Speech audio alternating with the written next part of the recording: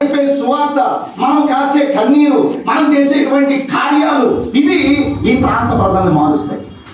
అది సంఘం. కాబట్టి ఇలాంటి సంఘాల గురించి ప్రభు మాట్లాడుతూ ఈ సంఘాన్ని నేను కడతాను అంటే, సింపుల్గా చెప్పాలంటే ప్రభు అన్నాడు ఇది నా సంఘం కాబట్టి నేను కట్టుకుంటాను. పర్సనల్ గా తాను ఇన్వాల్వ్ అవుతున్నాడు. చూడండి, మనం కొన్ని పనులు ఈరోజు ఈ మందిర పనులు పౌలు గారు చాలా మందికి పనులు చెప్పుకుంటారు వాళ్ళ సంఘం వాళ్ళకి, మీరు ఆ పని చేయండి, ఈ పని చేయండి, ఈ పని చేయండి.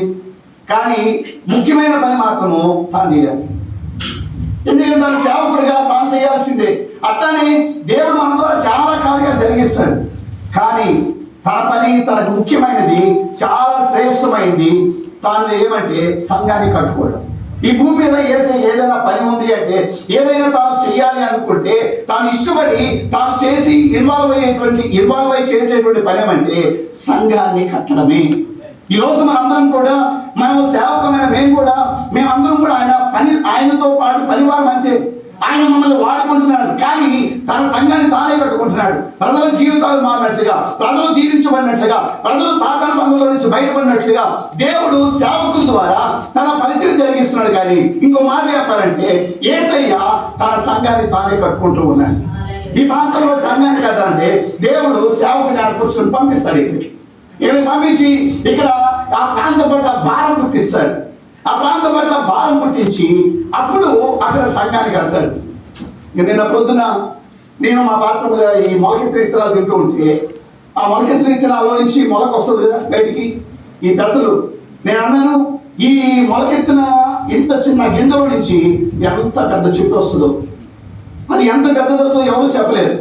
చాలా చిన్నది, అంత పెద్ద చెట్టు అవుతుంది. దాని నుంచి మళ్ళీ చాలా విత్తనాలు వస్తాయి, చాలా ఫలాలు వస్తాయి. నాకు అది జ్ఞాపకం చేసుకున్నప్పుడు సేవకుడు కూడా ఒక విత్తనంలాగా ఈ ప్రాంతానికి వస్తాడు.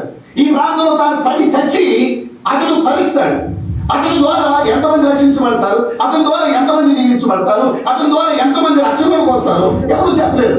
అతను ఆ ప్రాంతంలో కలిగి ఉండే భారాన్ని బట్టి, దర్శనాన్ని బట్టి, దేవుడు చేసేటువంటి ఆ కార్యానికి తాను లోబడే దాన్ని బట్టి పరిచర్య ఆధారపడి దేవుని బిడ్డలారా.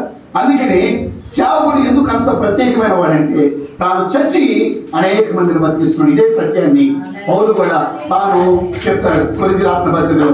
మాలో మరణమును మీలో జీవమును కార్యసాధకం అవుతున్నాయి. అంటే సేవకుడు సావకుండా ప్రజలు ఎప్పుడు రక్షించడం, సేవకుడు ఇబ్బంది పడకుండా ప్రజలు ఎప్పుడు దీవించబడలేరు, సేవకుడు నలగకుండా ప్రజలు ఎప్పుడు అద్భుతాలు పొందుకోలేరు. ఇలాంటి సంఘాన్ని దేవుడు తాను పర్సనల్ గా ఇన్వాల్వ్ అవుతున్నాడు. అందుకనే మనకి సంఘాన్ని గురించినటువంటి ఒక హెచ్చరిక ఏంటి తెలుసా? దేవుడు ఇచ్చిన హెచ్చరిక ఏంటో తెలుసా? ఎవడైనా సంఘాన్ని పాడు చేస్తే దేవుడు ఏమన్నాడు? నేనే వాడిని పాడు చేస్తాను.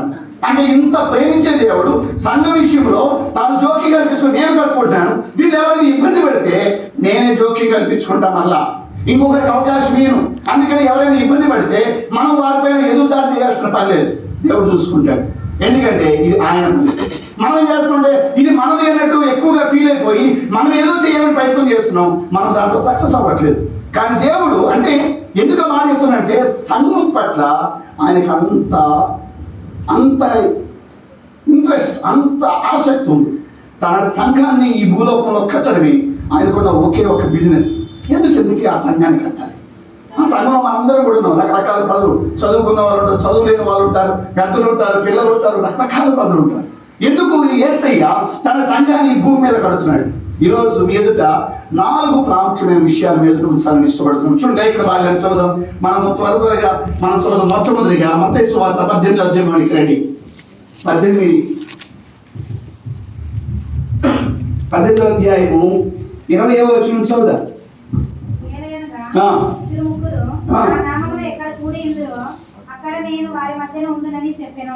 చాలండి. ఇక్కడ ప్రభువు తాను మరణించి ఆయన తిరిగి లేచి తండ్రి కుడిపార్శ్వన ఆసీనుడై ఉన్నాడు. ఆ ప్రభువు తాను ఈ మత్తయి సువార్త 18వ అధ్యాయం 20వ వచనంలో మాట్లాడుతూ సంఘాన్ని గురించి ఎక్కడ కూడా చెప్తున్నాడు. సంఘాన్ని కూడా అధికారాన్ని గురించి చెప్పాడు. ఇవన్నీ చెప్పంటున్నాడు. ఇదిగో ఎక్కడ 2-3 నా నామమున కూడుకుంటారో. ఈరోజు మనందరం కూడా యేసు నామంలో కూడుకున్నాం. మనందరం కూడా ప్రభువుని బట్టి ఇక్కడికి వచ్చాం. మనందరం కూడా దేవుని బట్టి ఇక్కడికి వచ్చాం. కాబట్టి మనం ఇంతవరకు దేవుని ఎందుకు ఆరాధించామంటే, 2-3 కూడి ఉండే చోట ఆయన ఉంటాడు. ఇద్దరు ముగ్గురు కూడి ఉండే చోట ఆయన సన్నిధి ఉంటుంది. కొన్నిసార్లు మనము దేవుణ్ణి రమ్మని కొన్ని పాటలు రాస్తూ ఉంటారు, కొన్ని పాటలు పాడుతూ ఉంటాం. దేవుణ్ణి రమ్మని మనం పాటలు రాయాల్సిన పని లేదు, మనం అడగాల్సిన పని లేదు. ఇద్దరు ముగ్గురు ఆయన నామంలో కూడుకుంటే ఆయన వచ్చి తీరుతాడు, ఆయన వాళ్ళ మధ్యలో ఉంటాడు. అంటే తాను తన ప్రజలతో సహవాసం చేయడానికి, తాను తన ప్రజలతో ఉండడానికి తాను తన సంఘాన్ని నిర్మించుకుంటూ ఉన్నాడు. దేవుడు బిడ్డలారా, దేవుడికి ఎంత ఆసక్తి అంటే, మనం అంటే ఎంత ప్రేమ. అందుకనే దేవుడు ఈ సృష్టి అంతటి చేసి ఏదైనా తోటలో మొదటి నరులను పెట్టినప్పుడు, ఆదాముని పెట్టినప్పుడు చల్లపూట, ఆదికాండం 3:8 ప్రతిరోజు చల్లపూట ఆయన వారిని దర్శిస్తూ వారితో మాట్లాడుతూ వచ్చాడు. ఆయన అంత దేవాది దేవుడు, పరలోకంలో ఉన్నవాడు. ఎంతో కెరూబులు ఉన్నారు, శరాబులు ఉన్నారు, ఎంతో మంది దేవదూతలు ఉన్నారు. వారందరినీ పక్కన పెట్టి ఆయన తన ప్రజల దగ్గరకు వచ్చి వారితో మాట్లాడడంలో ఆనందిస్తూ ఉన్నాడు, వారితో సమయాన్ని గడపడంలో ఆనందిస్తున్నాడు. ఎందుకు దేవుడు తన సంఘాన్ని కట్టుకుంటాడంటే తన సన్నిధిని మనందరం అనుభవించాలని, తన సన్నిధిలో మనం ఆయనతో సహవాసం చేయాలని. మన సన్నిధికి దేనికోసం వచ్చింది? దేవుని మందిరానికి దేనికోసం వస్తున్నాం? దేవుడు ఏదో మేలు చేస్తాడు, దేవుడు ఏదో అద్భుతాలు చేస్తాడు, అవన్నీ సెకండరీ. నేను కూడా ఆయన సన్నిధిని అనుభవించాలి. ఆయన ఇక్కడ ఉన్నాడు, నేను ఆయన ఘనపరచాలి. ఆయన ఇక్కడ ఉన్నాడు, నేను ఆయనతో సహవాసం చేయాలి. ఇక్కడ రాగానే చాలా మంది తెలిసిన కనబడ్డారు, చాలా మంది తెలిసిన కనబడగానే ఒకరొకరు షేక్ హ్యాండ్ ఇచ్చుకుని మాట్లాడుకుంటా ఉన్నారు. అంటే చూడండి, ఇక ఒక కార్యక్రమం నిమిత్తం వచ్చినా మనం ఇక్కడ తెలియగానే ఎందుకు పరిచయంతో షేక్ హ్యాండ్ ఇచ్చి మాట్లాడుకొని సంతోషంగా ఉన్నారంటే వాళ్ళ సన్నిధి. వాళ్ళు రాకపోతే ఎవరు పట్టించుకోరు. అట్లనే దేవుని మందిరము, దేవుని సంఘం ఎప్పుడూ కూడా దేవుని సన్నిధిని అనుభవించడానికి దేవుడు తన సంఘానికి, అంటే ఆ పరమందున్న దేవుడు తన ప్రజలతో నిత్యం ఉండాలనుకున్నాడు. అందుకని ఇశ్రాయేలుతో మనం నిర్గమాకాండం 20:8 చదువుతాడు, అంటాడు, ఇదిగో నేను వారి మధ్యలో, నేను వారిలో నివసించినట్లు. ఇశ్రాయేలు ఐగుప్తు నుంచి బయటకు వచ్చారు, వారు అరణ్య మార్గం గుండా కనాను దేశానికి పయనమయ్యారు. 40 సంవత్సరాలు దేవుడు అక్కడక్కడే తిప్పాడు, వాళ్ళు అరణ్యంలోనే తిప్పాడు. కానీ అరణ్యంలో తిప్పినా దేవుడు వారికి తోడుగా ఉన్నాడు. పగలు మేఘస్తంభంగాను, రాత్రి అగ్నిస్తంభంగాను వారిని ఎప్పుడు కాపాడుతూనే ఉన్నాడు. అంత మాత్రమే కాదు, వారి గుడారాలు వేసుకున్నప్పుడు మధ్యలో దేవుని మందిరం ఉండాలి, ప్రత్యక్ష గుడారం ఉండాలి, దేవుని గుడారం ఉండాలి, ఆ చుట్టూ ప్రజలు ఉండాలి. అంటే దేవుడు తన ప్రజలతో ఉండడానికి అంత ఆసక్తి చూపిస్తున్నాడు. సంఘమైన మనకి దేవునితో గడపడానికి మనం సమయం ఇస్తున్నామా? దేవుని సన్నిధిలో ఉండడానికి మనం ఇష్టపడుతున్నామా? దేవుని సన్నిధిని అనుభవించడానికి అన్ని పక్కన పెట్టి మనం రాగలుగుతున్నామా? చాలాసార్లు దేవుని మందిరానికి రావాలంటే చాలా పనులు ఉన్నాయండి, చాలా బిజీ అండి, చాలా వర్క్ ఉందండి. దేవుని సన్నిధి కంటే ఆయనే అన్ని వదులుకుని నీ దగ్గరకు వచ్చినప్పుడు నువ్వు అన్ని వదులుకొని దేవుని దగ్గరికి రావడానికి బాధ ఏంటి? ఆయన సన్నిధిని అనుభవించడానికి ఆయన వచ్చినప్పుడే ఆయన సన్నిధిని అనుభవించాలి. ఆయన వెళ్ళిపోయిన తర్వాత మనం ఎట్లా అనుభవించగలం? ఆయన తన ప్రజలందరూ కూడుకున్నప్పుడు దేవుడు వారి మధ్యలో ఉన్న మనం కూడా వారితో పాటుగా కలిసి ఆనందిస్తూ ఉంటే దేవుని బలమైన సన్నిధిని మనం అనుభవించగలం. అలాగే ఇందాక మనము లేఖన భాగం చదివించారు బయట. సొలొమోను మందిరం కట్టినప్పుడు దేవుడు అన్నాడు, నేను ఆ మందిరం పైన నా దృష్టి ఉంచుతాను, నా సన్నిధి అక్కడ ఉంటుంది. దేవుడు అంటే 132 కీర్తనలో, ఇది నేను కోరుకున్న స్థలము, నేను కోరుకున్నాను ఈ స్థలాన్ని, నేను ఇక్కడ నివసిస్తాను. సీయోను అంటే యెరూషలేము, అలాగే మందిరము దేవుడు కోరుకున్న స్థలం. దేవుడు అక్కడ ఉన్నాడు, దేవుడు తన ప్రజల మధ్య ఉన్నాడు. కాబట్టి సంఘము అనేది దేవుడు ఎందుకు పర్సనల్గా ఇన్వాల్వ్ అయి కట్టుకోగలుగుతున్నాడంటే తన సన్నిధి తన ప్రజలకు దగ్గరగా ఉంచాలి. కాబట్టి దేవుని సన్నిధి అనుభవించే అవకాశం దొరికినప్పుడల్లా దూరంగా ఉండదు. మనకన్నిటికంటే ఇది ముఖ్యమైనది. తర్వాత మిగతా పనులు ఎప్పుడైనా చేసుకోవచ్చు, కానీ దేవుని సన్నిధి మనం అందరూ కూడా కోరుకోవడానికి లేదు. ఆయన మన కోసం తన సన్నిధితో దిగిరా వచ్చినప్పుడు మనం ఎందుకు అన్ని వదులుకొని రాలేము? మనం ఎందుకు ఆయన సన్నిధిని అనుభవించడానికి మనం ప్రయత్నం చేయట్లేదు? కాబట్టి తన సన్నిధిని అనుభవించడానికి మనకు అవకాశం కల్పించేది దేవుని సంఘము. అది మొదటిది. రెండవది లేఖన భాగాన్ని చూద్దాం. ఎఫెసీయులకు రాసిన పత్రిక రండి. ఎఫెసీయులకు రాసిన పత్రిక 3వ అధ్యాయం, ఎఫెసీ 3వ అధ్యాయం 8వ వచనం నుండి చదువుదాం.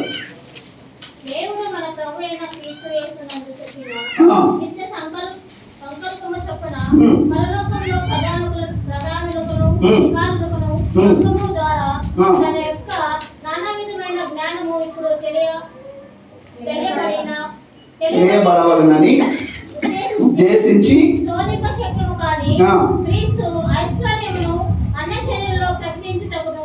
సమస్తమును సృష్టించిన యందు పూర్వకాలము నుండి మరుగై ఉన్న ఆ మర్మమును గూర్చి ఏర్పాటు ఎట్టిదో అందరికీ తేటపరచుటకును పరిశుద్ధులందరిలో అత్యధికుడైన నాకు ఈ కృప అనుగ్రహించును. ఇక్కడ పౌలు సంఘానికి చక్కటి మాట చెప్పింది. ఏమంటది? పరలోకంలో ప్రధానులకును అధికారులకును సంఘము ద్వారా తమ యొక్క నానా విధమైన జ్ఞానము ఇప్పుడు తెలియబడవాలని ఉద్దేశించి, అంటే సంఘం ఎట్లా పనిచేస్తుందో, ఎలా జరుగుతుందో, సంఘం ద్వారా ఏమి దేవుడు చేయాలనుకుంటున్నాడో పరలోకంలో ఉన్న వారికి కూడా తెలియదు. ఇంకా భూలోకంలో ఉన్న వారికి మనకే తెలుస్తుంది. ఇప్పుడు ఈరోజు మందిరం ఓపెనింగ్ అయింది కదా, ఇక్కడ కలుసుకొని ప్రార్థన చేస్తూ ఉంటారుగా, చుట్టుపక్కల వారికి అసలు ఈ సంఘం ఎందుకు ఏర్పాటు చేయబడింది తెలియదు. ఊరికి ఆయన నమ్ముకున్న వాళ్ళు వచ్చి ప్రార్థన చేసుకుని వెళ్తారు అనుకుంటారు. కానీ మన పని కేవలం వచ్చి ప్రార్థన చేసుకుని వెళ్ళడం కాదు, ఈ ప్రాంతాన్ని, ఈ ప్రాంత ప్రజలను దేవుని కొరకు రక్షించడానికి. ఆ జ్ఞానము అది ఎవరికి, లోకానికి తెలియదు. అందుకని ఎవరైనంటే అయ్యా మేమందరం ఆ పట్టుకోపోయా, ఏం ఇబ్బంది ఉండదులే, నేను చూసుకుంటానంటారు. వాళ్ళకి సంఘం యొక్క విలువ, సంఘం యొక్క ప్రాధాన్యత, అసలు దేవుడు ఎందుకు సంఘాన్ని ఏర్పాటు చేసాడో తెలియదు. రెండవ కారణము, సంఘాన్ని ఎందుకు దేవుడు నిర్మించాలనుకున్నాడంటే ఏదైతే మరుగు చేయబడిన సత్యాన్ని సంఘము ద్వారా దేవుడు లోకానికి, పరలోకానికి బయలుపరచాలనుకున్నాడు. పరలోకంలో ఉన్న వారికి తెలియనప్పుడు భూలోకంలో ఉన్న వారికి ఎలా తెలుస్తాయి సంగతులు? మనలో చాలా మందికి ఎందుకు సంఘాన్ని దేవుడు కట్టాడు మనం ఏమనుకున్నాం తెలుసా? హిందువులకు ఒక గుడి ఉంటుంది, లేదా ముస్లింస్కి ఒక మసీదు ఉంటుంది, మాకు కూడా ఒక మందిరం ఉంది అనుకుంటున్నాం. అది కాదు, ఎప్పుడు అట్లా అనుకోవద్దు. ఇది వాళ్ళతో పోల్చుకోదగిన మందిరం కాదు. ఇది దేవుని సంఘం. అంటే ఈ సంఘము ద్వారా దేవుడు తన్ను గురించి, తన సత్యాన్ని గురించి లోకానికి బయలుపరచుకోవాలనుకుంటున్నాడు. దేవుని గురించి ఎవరికైనా తెలియాలంటే ఖచ్చితంగా వారు దేవుని మందిరానికి రావాల్సిందే. దేవుడు ఏమై ఉన్నాడు, అందుకే కదా ఇక్కడ లేనటువంటి దేవుడు వారు రకరకాలు కనిపిస్తాడు వారికి.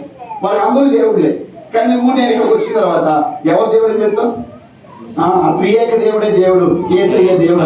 ఎందుకు మనం అంత స్పష్టమైన అవగాహనకు వచ్చాం? ఒకప్పుడు మనకి తెలియదు, కానీ ఎప్పుడైతే మనం సంఘానికి రావడం ప్రారంభించామో దేవుని గురించిన సత్యము మనకు బయటపరచబడింది. ఎవరు బిడ్డారా, వాడు గుర్తుపెట్టుకోండి, లోకములో అంత అబద్ధమే ఉంది, లోకములో అంత మోసపూరితమైన సమాచారం ఉంది. కానీ సత్య సమాచారము, సత్యము కేవలము దేవుని సంఘంలో ఉన్నది. హల్లెలూయా.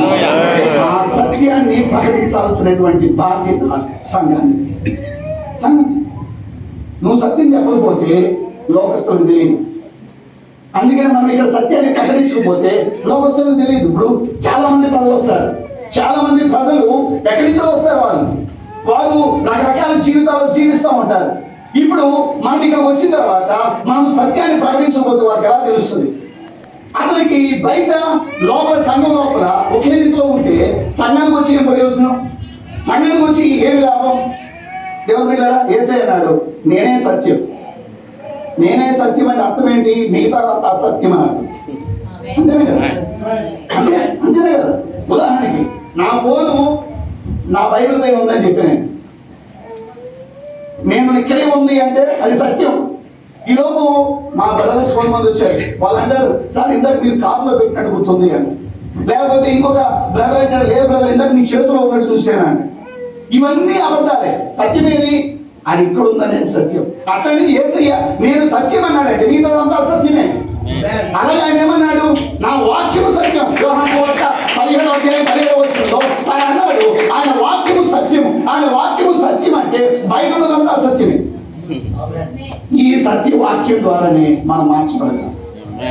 ఆ సత్యాన్ని మనం దాచిపెట్టుకుంటా ఉంటే మన ప్రజలు ఎప్పుడు సత్యం తెలుసుకుంటారు? ఎప్పుడు తెలుసుకుంటారు? ఇంకొక గుర్తుపెట్టుకోండి, సత్యం మిమ్మల్ని స్వతంత్రంగా చేస్తుందంటే సత్యము తెలుసుకున్నప్పుడే నిజమైన జీవితాన్ని మనం జీవించాలి. అందుకని సంఘము ద్వారా దేవుడు సత్యాన్ని బయలుపరచుకోవాలనుకున్నాడు. సంఘమైన మనము ఆ సత్యమును బ్రతుకుతూ లోకానికి ఇది సత్యం అని మనం చూపించగలగాలి. చూడండి, మాట తిమోతికి రాసిన మొదటి పత్రిక 3వ అధ్యాయం 14వ వచనం చూడండి. మొదటి తిమోతి 3వ అధ్యాయము 14వ వచనం.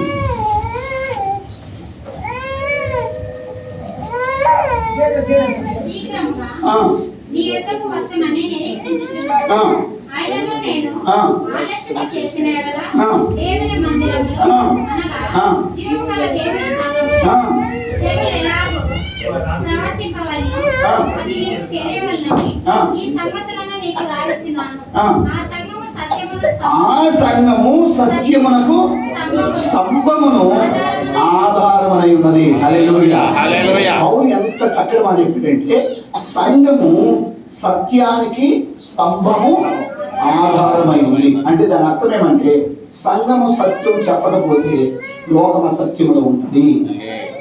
ఈరోజు ప్రజలు మారట్లేదు, రక్షించబడట్లేదంటే మనం ఎక్కడ సత్యాన్ని చెప్తున్నాం? సువార్త సత్యం అని మనం ఎక్కడ చెప్తున్నాం? పడుతున్నారు లేకపోతే చంపుతున్నారని మనం భయపడుతున్నాం, కానీ మనం సత్యాన్ని ప్రకటిస్తే కదా తెలిసేది. పాపంలో ఉన్న వ్యక్తికి నువ్వు ఇదిగో ఇది అసత్యము అని చెప్తే కదా తెలిసేది. నొచ్చుకుంటాడు, బాధపడతాడు, కానీ సత్యం తెలుసుకుంటాడు. బాధపడమే కన్నా వారిని బాధపడడం కన్నా నరకంలో పడడం భయంకరమైంది కదా. ఈ రోజు మనం అన్నామని 2 మాటలు బాధపడచ్చు, కానీ సత్యం తెలియకపోతే నరకానికి వెళ్తాడు. వాడి నరకంలో పడే కంటే ఈ రోజు ఈ భూమి మీద బాధపడేది మంచిది. మనం సత్యాన్ని ప్రకటించాల్సిన బాధ్యత సంఘానికి. అందుకని సేవకులకి ఒక గొప్ప ఆధిక్యత సత్యాన్ని ప్రకటించాలి. నేను తలచి ధ్యానించి నేను సత్యాన్ని గ్రహించుకుని నేను సత్య సువార్తను ప్రకటించగలిగాను. మీరు కూడా అంతే. సత్య సువార్తను ప్రకటిస్తేనే ప్రజలు మార్పు చెందుతారు. మీ ఇంట్లో వాళ్ళు మారాలని ఉట్టి ప్రార్థన చేయద్దు, సత్య సువార్త చెప్పండి, అప్పుడు మారుతారు. నీ ప్రార్థన కన్నా ఈ దేవుని సువార్త, దేవుని సత్యము వారిని మారుస్తుంది. వారు ఏంటో తెలుసుకుంటారు. కాబట్టి రెండవది, సంఘాన్ని దేవుడు ఎందుకు కడుతున్నాడంటే సత్యాన్ని సంఘము ద్వారా లోకమంతటికి బయలుపరచాలనుకుంటున్నాడు. అది రెండవది. మూడవది లేఖన భాగాన్ని చూద్దాం. ఎఫెసీయులకు రాసిన పత్రిక 4వ అధ్యాయం, ఎఫెసీ 4:11. మనమందరము విశ్వాస విషయంలోను దేవుని కుమారుని గురించిన జ్ఞాన విషయంలోను ఏకత్వంతో సంపూర్ణ పురుషులకు వరకు అనగా క్రీస్తునకు కలిగిన సంపూర్ణతకు సమానమైన సంపూర్ణత గలవారము వరకు ఆయన ఈలాగు నియమించను. సంఘాన్ని దేవుడు ఎందుకు కడుతున్నాడు ఒక స్పష్టమైన మాట చెప్పాడు. ఇక్కడ మనందరం కూడా సంఘానికి వస్తాం కదా. మొక్కుకోవడానికి దేవుని అవసరం తీర్చడం కోసమే రావద్దు. సంఘానికి వస్తే దేవుడు ఆశీర్వదిస్తాడు, స్వస్థపరుస్తాడు, మేలు చేస్తాడు, మన కుటుంబాన్ని మారుస్తాడు. కానీ ముఖ్యమైనది ఏంటి తెలుసా? మనం ఎందుకు వస్తున్నామంటే మనం ఆయన నమ్ముకొని ఆయనలాగా మారాలి. అది ముఖ్యమైనది. మనందరం కూడా క్రీస్తు స్వారూప్యాన్ని పొందుకోవడానికి సంఘం. అందుకని సంఘం వెలుపునుండా ఏ వ్యక్తి కూడా మారలేడు. ఒక భక్తుడు అంటాడు, సంఘము ఒక ఫ్యాక్టరీ లాంటిదంట. ఒక ఫ్యాక్టరీలోకి ముడిసరికి వచ్చింది అనుకోండి, సపోజ్ ఒక ప్లాస్టిక్ ముద్ద వచ్చింది. ఫ్యాక్టరీలోకి వచ్చిన తర్వాత అక్కడ ఉండే మోల్డ్ని బట్టి దాని బిందుగానో లేదా చెంబుగానో లేదా వాటర్ బాటిల్ గానో చేసి బయటికి వెళ్తాం. అట్లనే సంఘంలో కూడా మనందరం పాపలుగా వస్తున్నాం, కానీ మనం బయటికి వెళ్ళేటప్పుడు రేపు యేసుని ఎదుర్కొనేటప్పుడు పరిశుద్ధులుగా మారాలి. నేను ఎందుకు సంఘానికి రావాలి అంటే, నేను సంఘానికి రావడానికి ముఖ్యమైన కారణం ఏమంటే నేను క్రీస్తు స్వారూప్యంలోనికి రావాలి. ఏ వ్యక్తి సంఘానికి రాకుండా క్రీస్తు స్వారూప్యంలో రాడు. అయ్యా నేను యేసు నమ్ముకున్నాను, నేను ఇంట్లో కూర్చొని ప్రార్థన చేసుకుంటానంటే నువ్వు కేవలం ప్రార్థన చేసుకుంటావు కానీ మారవు. నీ అవసరం తీరుతాగా నువ్వు మారవు. మనమందరం ఒకరికొకరు కలిసి ప్రార్థన చేసుకుని మనం సంఘంగా కూడుకుంటున్నప్పుడు దేవుడు మనం అందరినీ మారుస్తాడు. దేవుడు మన అందరినీ కూడా మలుస్తాడు. మన అందరినీ కూడా దేవుడు తనకు అనుకూలంగా తనలాంటి స్వభావం కలిగిన వారిగా దేవుడు మనల్ని మలుస్తాడు. మనందరం ఒకప్పుడు చెడిపోయిన వాళ్ళమే, పాపంలో ఉన్నందుకు చెడిపోయిన వాళ్ళమే కదా. కానీ దేవుడు అందుకనే పేతురు అంటాడు, చూడు మాట పేతురు అంటాడు. లేఖన వాక్యం చూద్దాం. మొదటి పేతురు 4వ అధ్యాయం, పేతురు రాసిన మొదటి పత్రిక 4వ అధ్యాయము 3వ వచనం చూద్దాం. పోకిరీ చేష్టలు, దురాశలు, మద్యపానము, అల్లరితోకూడిన ఆటపాటలు, త్రాగుబోతుల విందులు, చేయదగిన విగ్రహ పూజలు మొదలైన వాటి యందు నడుచుకొనుచు అన్యజనుల ఇష్టము నెరవేర్చుచుండుటకు గతించిన కాలమే చాలును. ఎంత చక్కగా మాట ఉపయోగించాడు. అయ్యా నువ్వు ఎట్లంటే అట్లా బతికావు గత కాలంలో, అప్పటికే చాలు.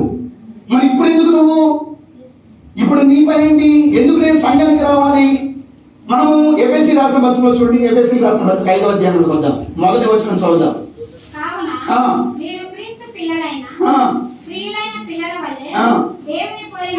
దేవుని పోలి నడుచుకునడి అని ఇక్కడ కూడా వర్ణిస్తూ ఉన్నాడు. మనందరం కూడా దేవుని పిల్లల వలె దేవుని లాగా నూతన స్వభావాన్ని పొందుకొని మనం మార్పు చెందాలి. బిడ్డగా గుర్తుపెట్టుకోండి, సంఘము మనల్ని మలుస్తుంది. పాపులుగా వస్తాము, పరిశుద్ధులుగా వెళ్తాం. ఈ సంఘంలో నొప్పి ఉంటది, బాధ ఉంటది, గాయం ఉంటది, ఏడుపు ఉంటది, కన్నీరు ఉంటది, ఉంటుంది. మీరు ఎప్పుడైనా సముద్రం దగ్గర ఉన్న కొండలను చూసారా? కొండలు కానీ అవి ఆ కొండలు అవి సూదులుగా, వాటి కొండలు సూదులుగా ఉంటాయి, గుచ్చుకుంటా ఉంటాయి. కానీ మీరు ఎప్పుడైనా ఏరు చూసారా? ఏరులో రాళ్ళు చూస్తే ఏరులో రాళ్ళు ఎట్లా ఉంటాయి? మన బైబిల్లో ఉంది కదా, బైబిల్ ఏముంది? బైబిల్లో ఏటిలోని 5 రాళ్ళను ఎవరు ఏరింది? దావీదు. గుండ్రటి రాళ్ళని ఏరి. ఎందుకు అవి గుండ్రంగా ఉన్నాయి? అవి ఎక్కడి నుంచి కొట్టుకొని వస్తున్నాయి. అవి కూడా ఒకప్పుడు కొన సూదులుగానే ఉన్నాయి. కానీ ఇప్పుడు అవి కొట్టుకుని ఒకదానికి రాసుకుని అందమైనటువంటి రాయిగా మార్చబడుతుంది. ఆ రాళ్ళు దొరికితే మన పిల్లలందరూ రాళ్ళు ఇంటికి తెచ్చుకుంటారు. ఎంత బాగున్నాయి! సంఘంలో ఉంటేనే ఒకరితో ఒకటి ఉంటేనే మనం మలచబడతాం. ఒక్కడే ఉంటే ఎప్పటికీ మనం మారలేదు. ఎప్పటికీ మారలేదు. ప్రకాశం జిల్లాలో ఒక ఊరు ఉంది, స్టువర్ట్పురం అని. ఆ ఊరు ప్రత్యేకత ఏంటి తెలుసా? ఆ ఊరే దొంగలు. ఊరు మొత్తం దొంగలే. రాత్రి వారు ప్లాన్ చేశారనుకో, ఈ డీపీ దగ్గర ఒకడు ఉంటారు. ఈ డీపీ ముగింపు ఎక్కడ ఉంటుంది? అక్కడ ఒకడు ఉంటారు. ఇక్కడ డీపీ ఆఫ్ చేస్తారు. ఈ మధ్యలో ఉన్న మొత్తం కరెంటు వైర్లు అన్నింటినీ రాత్రి 1-2 లోపు మొత్తం రేపేస్తారు. లారీలు పెట్టుకుంటారు. అప్పుడే వేరే రాష్ట్రాలకు వెళ్ళి అమ్మేసి పొద్దున్నకు వచ్చేస్తారు. అంత ఫేమస్. కానీ అలాంటి ఊరికి సువార్త తెలియదు. యేసు ప్రభుని నమ్ముకున్నారు. ఈరోజు వాళ్ళు ప్రభుత్వం విన్నపం చేస్తున్నారు. ఏంటో తెలుసా? అయ్యా, మా ఊరి పేరు స్టువర్ట్పురము, దయతో మా ఊరి పేరు సువార్తపురంగా మార్చండి. ఎందుకంటే స్టువర్ట్పురం అంటే అందరికి దొంగలు గుర్తొస్తారు. మేము ఇప్పుడు మారామయ్యా, కాబట్టి సువార్తపురం అని పెట్టండి అని అడుగుతున్నారు. హల్లెలూయా. సంఘము క్రీస్తు మనల్ని మారుస్తాయి. దైవికమైన అందుకు సంఘానికి రండి. నేను మారాలి కాబట్టి సంఘానికి రావాలని కోరుకోవాలి. అద్భుతాలు జరగాలని కాదు, కేవలం నువ్వు అద్భుతాలు పొందుకుంటున్నా. మనం మారినప్పుడు ప్రయోజనం ఏంటి? క్రీస్తులాగా మారలేకపోతే, ఆయన పోలికలాగా మనం లేకపోతే రేపు ఆయన మనం చేర్చుకోగలడా? ఆలోచించేయండి ఒకసారి. కాబట్టి సంఘము దేనికోసం అంటే ఆయన సన్నిధిని అనుభవించడానికి. సంఘము దేనికోసం అంటే ఆయన సత్యాన్ని ప్రకటించడానికి. సంఘము దేనికోసం అంటే ఆయన స్వారూప్యాన్ని పొందుకోవడానికి, ఆయనలా మలచబడ్డానికి. ఇక చివరిగా సంఘము దేనికంటే లేఖన భాగాన్ని చూద్దాం. మత్తయి సువార్త 16వ అధ్యాయము 19వ వచనం చూద్దాం.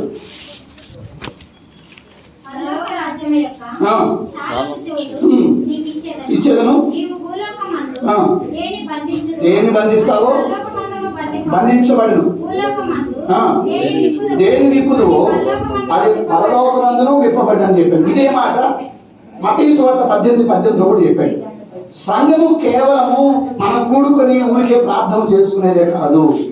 సంఘాన్ని దేవుడు ఎందుకు పర్సనల్ గా తాను ఇన్వాల్వ్ అయి కడుతున్నాడంటే ఈ సంఘము ద్వారా సాతాను యొక్క క్రియలను లేదా సాతాను యొక్క కార్యాలను లయపరచడం కోసం. హల్లెలూయా. అందుకని యేసు ప్రభు ఒక రాత్రంతా ప్రయాణం చేశాడు. ఆయన గెరాసేన దేశానికి వెళ్ళాడు. ఆయన దిగ్గానే ఒక దెయ్యం పట్టినోడు ఉన్నాడు సమాధుల్లో. ఆ సముద్ర తీరం దాటగానే సమాధులు ఉన్నాయి. సమాధులు దెయ్యం పట్టిన వాడు ఉన్నాడు. ఆ దెయ్యం పట్టిన వాడిని చూడగానే దెయ్యాలు కేకలేస్తాయి. ఆయనలో చాలా దెయ్యాలు ఉన్నాయి, 2000 దెయ్యాలు ఉన్నాయి. కేకలేస్తాయి, ఏమయ్యా మనిషి దేవుని కుమారుడా, సర్వోన్నతుని దేవుని కుమారుడా, అప్పుడే నువ్వు వచ్చి మమ్మల్ని బాధ పెట్టడానికి? అయ్యా మమ్మల్ని నీవు సెలవు, మేము పారిపోతామని దెయ్యాలు వేడుకున్నాయి. సెలవు ఇవ్వగానే దెయ్యాలని పందుల్లో దూరి పందులన్నీ వెళ్ళి నీటిలో పడ్డాయి. దెయ్యాలకి నీళ్లు తాత్కాలికమైనటువంటి స్థావరం, అక్కడే ఉంటాయి అవి. కాబట్టి ఇప్పుడు అక్కడ అవి వెళ్ళిపోయాయి. ఇతను మార్చబడ్డాడు.